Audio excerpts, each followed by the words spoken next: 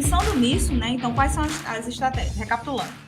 Ler a redação, fazer anotações, escolher a com maior afinidade, alterna com a sem afinidade, ler o último comando da questão.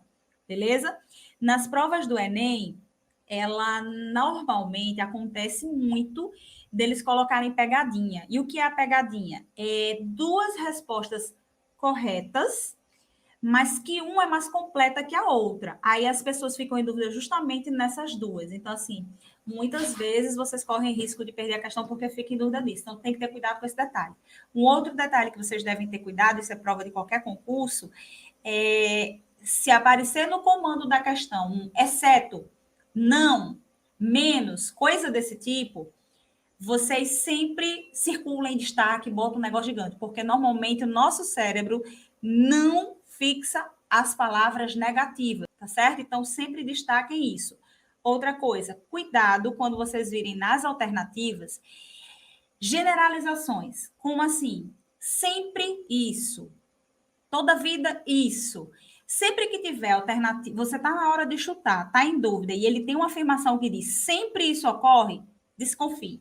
Porque sabe aquela frase que o pessoal diz assim, toda regra tem uma exceção? Pronto.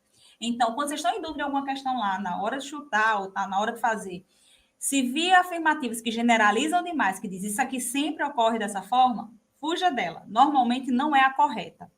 Uma outra dica que é meio fajuta, mas que na hora de um chute pode ajudar vocês é o seguinte: provas de texto, né, que envolve texto, que são respostas compridas, a maioria das vezes a resposta correta estão nos textos maiores.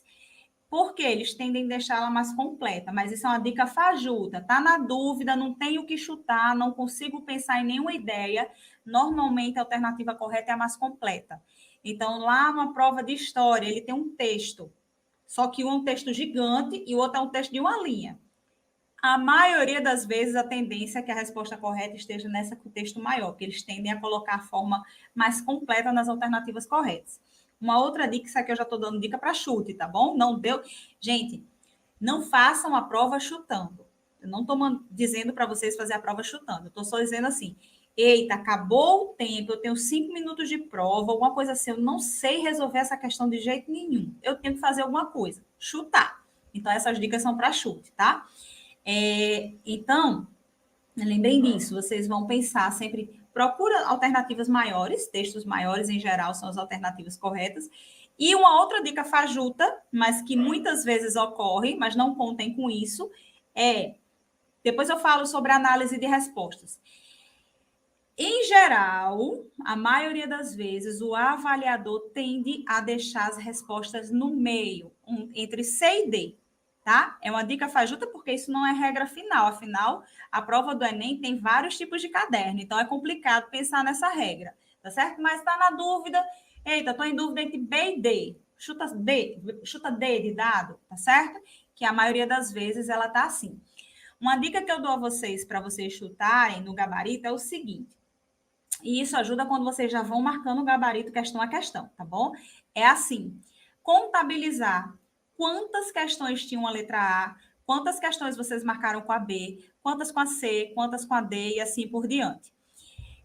Quando vocês contabilizarem isso, aí vocês vão fazer o seguinte, vocês vão marcar na alternativa de chute aquela que apareceu menos. Vamos supor que a letra A apareceu 15 vezes.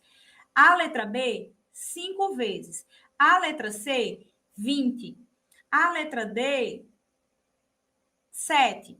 A letra E, 3. Então, você, se for chutar, chuta na E, que apareceu apenas 3 vezes, tá certo? Então, em geral, normalmente a gente faz isso quando vai dar uma estratégia de chute, tá?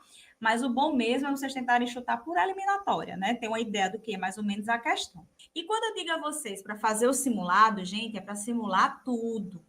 Não é simular assim, eu vou fazer aqui a prova do Enem aqui no tempo. Não, simula tudo. Simula o horário, que nem a gente fez aqui, o online, só que não é o online, né? Imprimam a prova, se puder.